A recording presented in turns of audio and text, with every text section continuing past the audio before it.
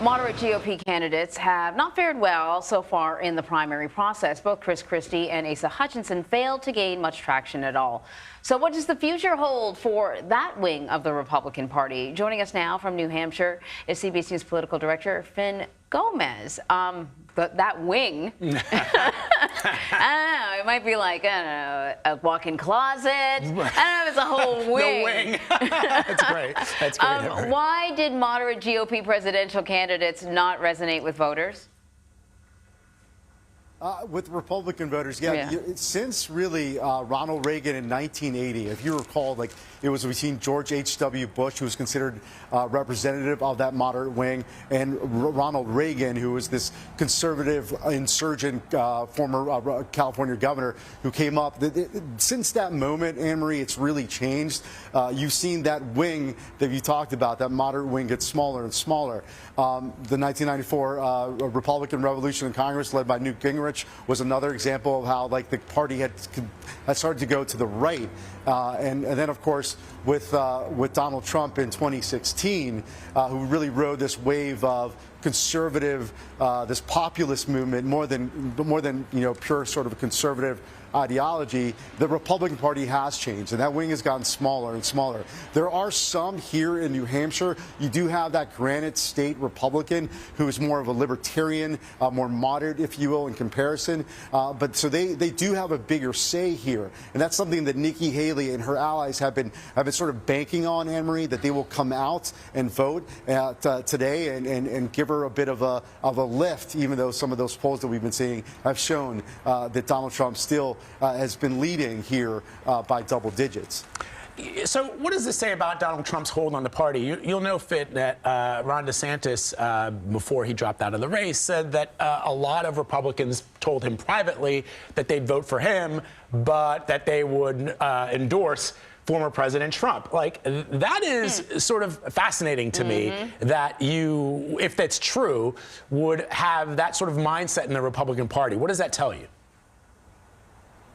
What it tells me, Vlad, is that Donald Trump still has this strong hold on the Republican base. You've seen that. You've seen that in this primary cycle, that he's running as an incumbent. He has that support that most incumbents typically get within the party, and so it's been very hard for other Republican contenders to really get any sort of movement, any sort of support, really. And you saw that in Iowa, and you're seeing that here with Ron DeSantis dropping out just a couple days ago on Sunday, just before this contest. But it really shows that MAGA movement, that MAGA wing of the Republican Party, has really taken over the Republican Party, and it has changed the DNA, frankly, probably for forever. And so, but there are those moderate Republicans, more establishment, really established from the establishment wing of the Republican Party, limited government, strong on foreign policy. But what you have, which is a contrast between some of what you're seeing with that MAGA movement, that Donald Trump wing, that has really gotten a lot stronger here. So, not only here, but throughout the Republican Party, throughout the country.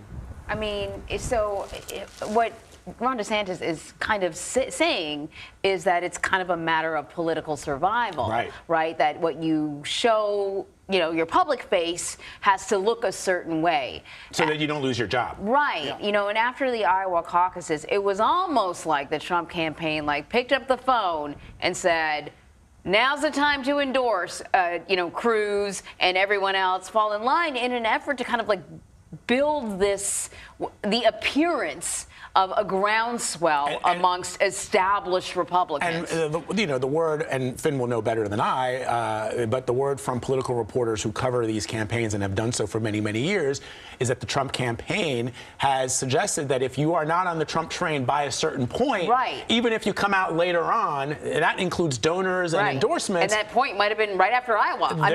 They're taking names, and they're taking, they're going to note that should Trump lock up the nomination, and more importantly, should he be elected? Yeah.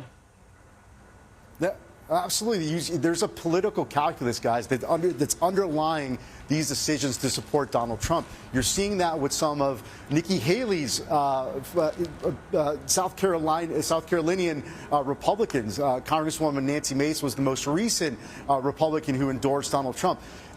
This is really surprising in a way because Nikki Haley campaigned for her during her last primary race. She supported Nancy Mace and against a Trump-backed Republican. And also, Tim Scott, she appointed him to the Senate. Regardless of those things, they supported Donald Trump in part because there's that political calculus. The Trump campaign is saying, and their allies are saying, if you don't get on this bandwagon now, you could be risks of being basically that door could close on you, right? And then we won't give you potential positions in the administration or in the cabinet, or even potentially take you off any VP shortlist. So I mean, there is that political calculus that is really something very apparent that's happening in the Republican Party right now. All right, Fin Gómez, always great to talk to you, my friend. Great to talk to you too.